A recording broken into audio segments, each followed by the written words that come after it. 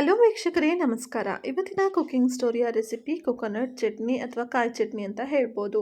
So ಈ ಚಟ್ನಿ ಅಂತೂ almost ಎಲ್ರಿಗೂ ಫೇವ್ರೇಟ್ ಇರುತ್ತೆ ಅಲ್ವಾ. ದೋಸೆ, ಇಡ್ಲಿ, ಚಪಾತಿ ಹಾಗೆ ಅನ್ನ ಎಲ್ಲದಕ್ಕೂ ಕೂಡ ತುಂಬಾ ಒಳ್ಳೆ ಕಾಂಬಿನೇಷನ್ ಆಗಿರುತ್ತೆ. ಹಾಗೆ ಮಾಡೋದು ಕೂಡ ತುಂಬಾ ಸುಲಭ. ಸೊ ಇದನ್ನು ನಾನು ಹೇಗೆ ಮಾಡ್ತೀನಿ ಮನೆಯಲ್ಲಿ ಅಂತ ಹೇಳಿ ನಿಮ್ಮ ಜೊತೆ ಶೇರ್ ಮಾಡ್ತಾ ಇದ್ದೀನಿ.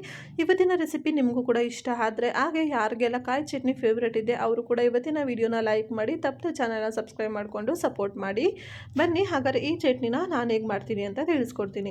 ಇದಕ್ಕೋಸ್ಕರ ನಾನೊಂದು ಮಿಕ್ಸಿ ಜಾರ್ನ ತೊಗೊಂಡಿದ್ದೀನಿ. ಇದಕ್ಕೆ ನಾನು 1 ಕಪ್ಪಷ್ಟು ತೆಂಗಿನಕಾಯಿನ ತುರಿದ್ಬಿಟ್ಟು ಹಾಕ್ಕೊಳ್ತಾ ಇದ್ದೀನಿ.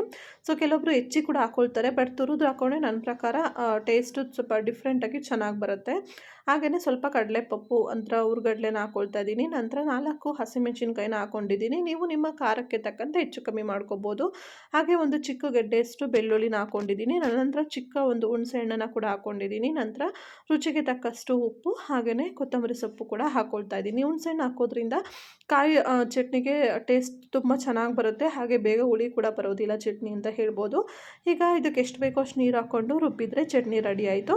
ಇದಕ್ಕೆ ಕೆಲವೊಬ್ಬರು ಒಗ್ಗರಣೆ ಹಾಕ್ಲಿಕ್ಕೆ ಇಷ್ಟಪಡ್ತಾರೆ, ಕೆಲವೊಬ್ಬರು ಒಗ್ಗರಣೆ ಬೇಡ ಅಂತ ಹೇಳ್ತಾರೆ. ಸೊ ಅದು ನಿಮ್ಮ ಚಾಯ್ಸ್. ಬಟ್ ನನಗೆ ಇಷ್ಟ ಆಗುತ್ತೆ ಒಗ್ಗರಣೆ ಹಾಕ್ಕೊಂಡು ಕಾಯಿ ಚಟ್ನಿ ತಿಂದಾಗ. ಅದಕ್ಕೋಸ್ಕರ ನಾನಿಲ್ಲಿ ಎಣ್ಣೆ, ಸಾಸಿವೆ, ಕಡಲೆಬೇಳೆ, ಉದ್ದಿನಬೇಳೆ, ಕರ್ಬೇವಿನ ಸೊಪ್ಪು ಇಷ್ಟನ್ನು ಕೂಡ ಒಗ್ಗರಣೆ ಹಾಕ್ಬಿಟ್ಟು ಚಟ್ನಿಗೆ ಹಾಕಿ ಇದನ್ನು ಚೆನ್ನಾಗಿ ಮಿಕ್ಸ್ ಮಾಡ್ತಾ ಇದ್ದೀನಿ.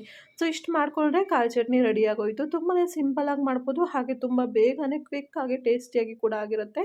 ಇನ್ನು ದೋಸೆ, ಚಪಾತಿ ಹಾಗೆ ಅನ್ನ ಎಲ್ಲದ್ರ ಜೊತೆ ಕೂಡ ಕಾಂಬಿನೇಷನ್ ಚೆನ್ನಾಗಿರುತ್ತೆ. ಒಮ್ಮೆ ಟ್ರೈ ಮಾಡಿ. ವಿಡಿಯೋ ಇಷ್ಟ ಆದರೆ ಲೈಕ್ ಮಾಡಿ, ಚಾನಲ್ ಸಬ್ಸ್ಕ್ರೈಬ್ ಮಾಡಿ.